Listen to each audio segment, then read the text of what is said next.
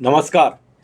तबसरा आज दोपहर तक में एक बार फिर आपका स्वागत है और मैं हूं दर्शपल गुप्ता और मेरे साथ हैं वरिष्ठ पत्रकार सतीश वर्मा जी। सतीश जी, आज जिस खबर पे हम चर्चा कर रहे हैं, सबसे बड़ी खबर ये है कि अल कायदा का सरगना आज मारा गया है जी।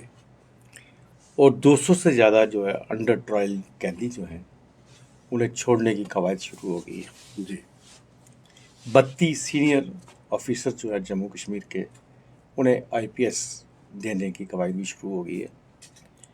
और उसके साथ कल देर रात कर्नाटक में फिर ड्रोन देखा गया। जी जम्मू में प्रोटेस्ट आज भी जारी रहे, उसमें भी चर्चा करेंगे।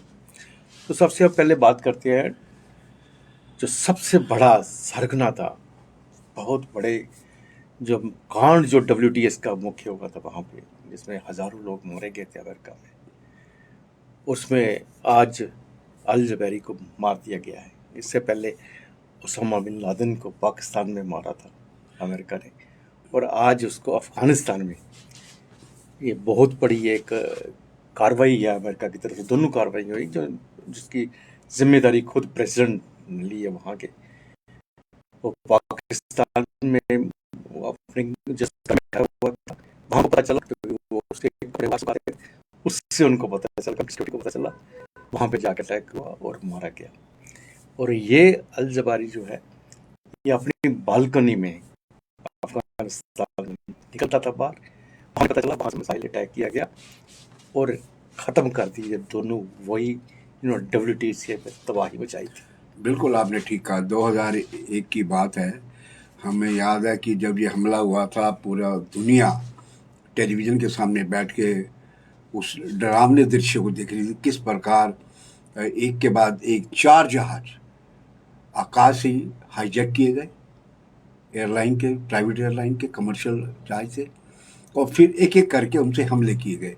और जब WTC से, वर्ल्ड ट्रेड सेंटर से टकराया जहाज न्यूयॉर्क में, तो वो दृश्य इतना भयावह था और डरावना था कि उस बिल्डिंग के अंदर जो लोग अपनी जान बचाने की कोशिश में थे, कोई बिल्डिंग से कूद रहा है, कोई कूदते मर गया, कोई दहशत में मर गया, और करीब शायद 3000 लोग मरे और 25,000 करीब जख्मी हुए।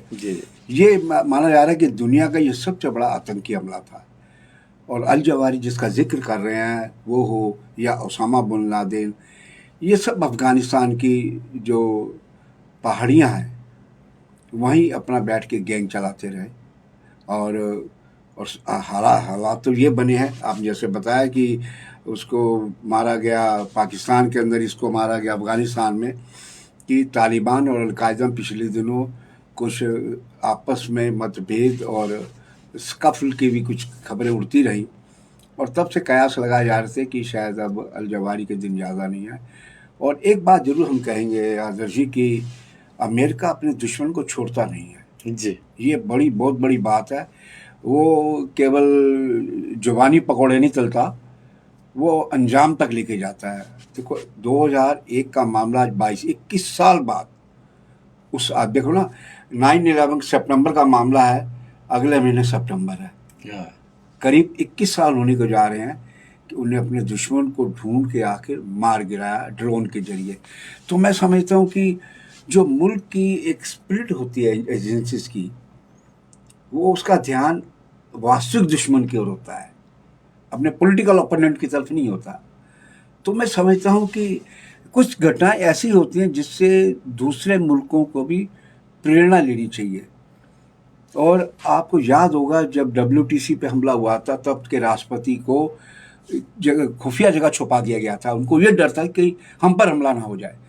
वो इतना भयावह दृश्य था, 4 हवाई जहाज एक के बाद एक सब हमला कर रहे थे।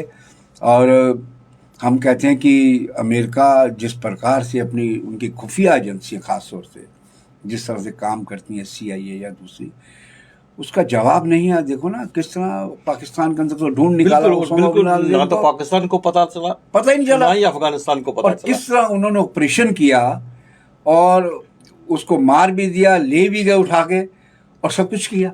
पाकिस्तान की बाद में आंखें खुली, शायद पाकिस्तान तब सो रहा था जब ऑपरेशन हुआ। तो मैं समझता हूँ कि ये जो बाइडेन जो पिछले दिनों अफगानिस्तान में पाकिस्तान अफगानिस्तान मसले को लेकर जो बैकफुट पे आ गए थे, अब लगता है इससे उनको माइलेज मिलेगा। वो कहने की स्थिति में आ गए अपने मुल्क के आवाम को, देखिए मैंने आखिर ढूंढ के उस दुश्मन को मार निकाला जिसने हमारे मुल्क पर सबसे बड़ा हमला करने की कोशिश की थी। तो मैं समझता हूँ इससे जो बाइडेन को भी एक ताकत मिलेगी अपने मुल्क के अंदर, जो कि बैकफुट पे थे। और दूसरा यह है कि दुनिया के मुल्कों को भी ये समझना चाहिए कि टेररिस्ट है, बिल्कुल वो किसी का सगा नहीं है। ये पाकिस्तान को भी समझना चाहिए, क्योंकि पाकिस्तान में खुद कई बार हमले हुए हैं। आपने देखा पेशावर के अंदर छोटे छोटे आर्मी स्कूल के अंदर मासूम बच्चे, इंग्लिश मीडियम स्कूल के बच्चों को मार दिया गया आतंकियों द्वारा, और भी बड़े हमले हुए कराची में कई जगह। तो मैं समझता हूँ कि आतंकवाद का समूल नाश होना चाहिए। और अमेरिका के बारे में ये भी कहावत मशहूर है कि आतंकवाद की जननी भी अमेरिका है। इसी ने आतंकवाद को पैदा किया, इसी ने मोसाद से ट्रेनिंग दिलवाई अफगानिस्तान में, अफगान लड़ाके जिनको बोला गया रूस को निकालने के लिए। उसके बाद पूरी दुनिया में आतंकवाद फैला। तो मैं समझता हूँ कि इस पे सबको गौर करनी चाहिए, सबक लेना चाहिए। और अमेरिका को अभी भी थ्रेट है, आज भी कहते गोलीबारी हुई है कई सिटीज़ के अंदर। तो अमेरिका के लिए इतनी राह आसान नहीं है। ठीक है, इसने दो बड़ी बिग गन जो थी, जो बहुत बड़े मास्टरमाइंड थे आतंकवाद के, उनको मार गिराया, लेकिन अभी भी वो चैन से नहीं रह सकता, क्योंकि उसके यहाँ बहुत से आतंकी या स्लीपर सेल अभी भी वो काम कर रहे हैं, जिससे वहाँ के प्रशासन की, वहाँ हुकूमत के लिए सिरदर्द खड़ा हो रहा है। बिल्कुल सही कहा आपने सतीश जी। जो हिंदुस्तान की जेलों में बहुत से ऐसे कैदी भरे हुए हैं जिन्होंने बहुत छोटे छोटे अपराध किए और बहुत देर से जेलों में है, और उनकी जो वो जितनी इनको सजा होनी चाहिए थी उससे भी ज़्यादा उन्होंने वहाँ भुगत ली है। तो पिछले दिनों प्रधानमंत्री नरेंद्र मोदी ने कहा था कि जेलों के अंदर ऐसे कैदियों के साथ उन्होंने अपील किया की थी जजेस को भी, कि जैसे जो कैदी हैं जिन्होंने बड़े मामूली अपराध किए और अपनी सजा भुगत चुके हैं, उनको छोड़ देना चाहिए। क्यों ट्रायल ही चलता रहता है, ट्रायल इतनी देर चल जाता है कि उसकी उतनी सजा नहीं उसको मिलनी होती जितना टाइम उसके ट्रायल में चला जाता है। तो अब ये उसके लिए कवायद शुरू हो गई है कि जो तकरीबन 200 अंडर ट्रायल जो है कहती हैं, उन्हें हो सकता है जल्दी छोड़ा जाए, हो सकता है 15 अगस्त को बिल्कुल स्वतंत्रता दिवस पर छोड़ दिया जाए। हम समझते हैं कि ये प्रधानमंत्री की एक अच्छी पहल है मोदी की, और प्राइम मिनिस्टर मोदी जो चीफ जस्टिस के साथ एक समारोह में थे, एक उसमें उन्होंने ये अपनी बात कही थी। और जम्मू कश्मीर शासन ने, जो कि लेफ्टिनेंट गवर्नर मनोज सिन्हा के नेतृत्व में काम कर रहा है, उन्होंने उस पर अमल किया है। और उम्मीद की जा रही कि आपने ठीक कहा कि 15 अगस्त के मौके पर उन 200 कैदियों को जो जिनके पर मामूली अपराध हैं, आपने बिल्कुल ठीक कहा जी, ऐसे ऐसे लोग हैं जिनकी कानून के हिसाब से सज़ा 1 साल 2 साल, लेकिन पिछले 10 साल से सड़ रहे हैं, चूँकि इसलिए उनके पास उनका कोई जमानतदार नहीं है, उनके पास पैसा देने के लिए, वकीलों को पैसा देने के लिए पैसा नहीं है, अदालत में वो जा नहीं सकते, न्याय इतना महंगा हो गया है। तो ये खुद जज मानते हैं कि न्याय आजकल लेना बहुत महंगा है। तो मैं समझता हूँ उनके लिए कम से कम एक अच्छी खबर है। लेकिन अब देखना ये होगा कि केवल जम्मू कश्मीर में, हालांकि प्रधानमंत्री ने पूरे देश की बात कही है, दिल्ली के तिहाड़ जेल में भी इस प्रकार के हज़ारों कैदी हैं जिनके ऊपर झूठे सच्चे मुकदमे हैं और मामूली सजाएं हो सकती थी, लेकिन बरसों से बेचारे सड़ रहे हैं, मर रहे हैं, कहीं और सुसाइड कर रहे हैं। तो मैं समझता हूँ एक मानवीय पहलू है इसके लिए हम जरूर प्रधानमंत्री को साधुवाद कहेंगे कि इस प्रकार की कोशिशें लगातार जारी रहनी चाहिए। कि कई बार पुलिस या आपसी रंजिश के कारण झूठा फंसवा दिया जाता है और आदमी का पैसा नहीं होता, सिफारिश नहीं होती, वो जेल बड़ा सरकार है। इसके साथ एक और अच्छी खबर भी है कि अब जम्मू कश्मीर में कम से कम 32 ऑफिसर्स हैं जिन्हें IPS कैडर देने जा रहे हैं। उसके ऊपर होम मिनिस्ट्री की यहाँ कवायद शुरू हो गई है। जी बिल्कुल, आपने ठीक कहा। आज संजीव परगाल की डेली एक्सेलसियर में खबर है, और आपको तो पता संजीव परगाल खबरें उनके पास बड़ी एक्सक्लूसिव भी होती है, और उसमें जिक्र किया गया है कि सन 2000 के बाद से उसके बाद से कई लोगों को ये कैडर मिलना चाहिए था, और हमारे जो स्टेट का कैडर है, लेकिन अब ये सुनने है उसकी कवायद शुरू होने जा रही है 15 अगस्त के बाद। उम्मीद की जा रही है कि गृह मंत्रालय और UPSC, चूँकि कैडर जो है UPSC का उस पर मान्यता जरूरी होती है। तो मैं समझता हूँ कि एक अच्छी पहल है। स्टेट के जो 32 हमारे स्टेट के जो 32 पुलिस अधिकारी हैं जो ड्यू है जिनके लिए IPS बनना, तो उनको एक अच्छी खुशखबरी मिलने जा रही है।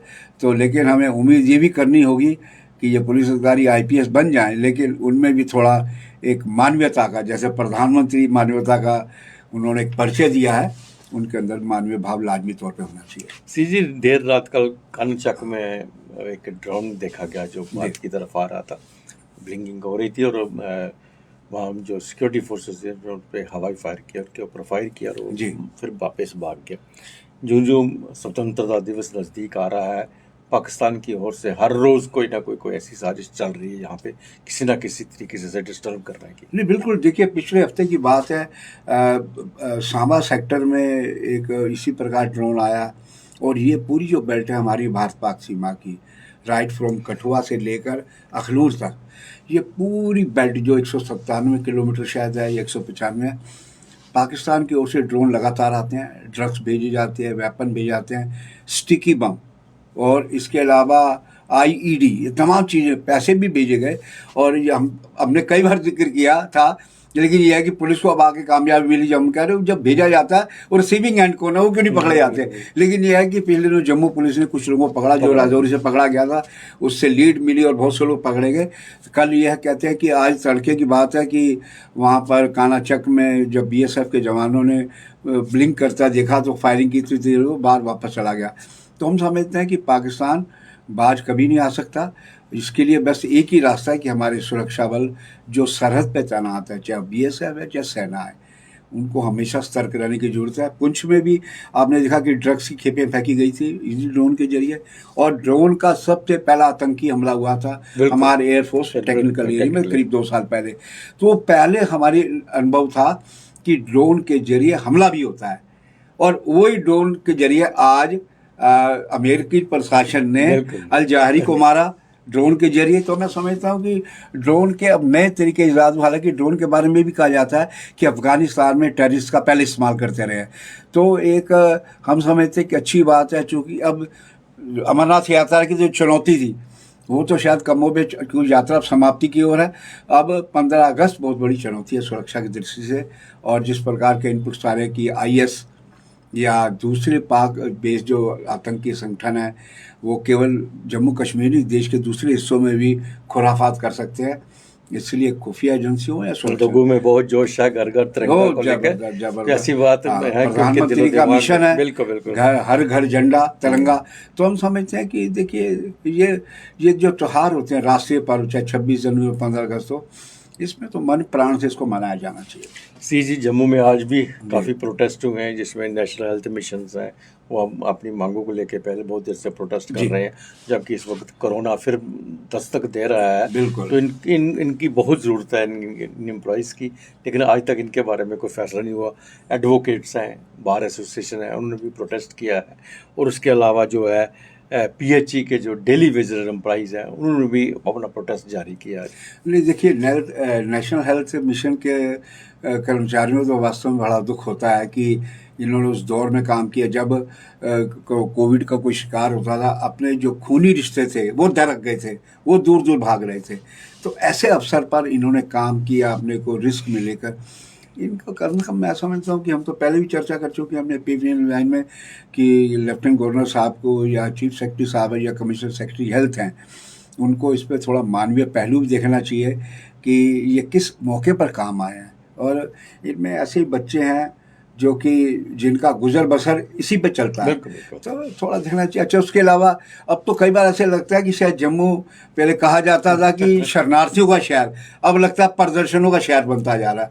कोई ऐसा दिन नहीं जब शासन प्रशासन के खिलाफ लोग प्रदर्शन ना कर रहे हैं, और उनकी मांगे भी ऐसा नहीं कि नाजायज मांगे हैं, उनमें उनकी कई मांगे गौर करने लायक भी दिखाई देती है। बिल्कुल सही कहा। ये था तबसरा दोपहर तक का। बाकी खबरों के लिए आप देखते रहें PP न्यूज़ लाइन। नमस्कार।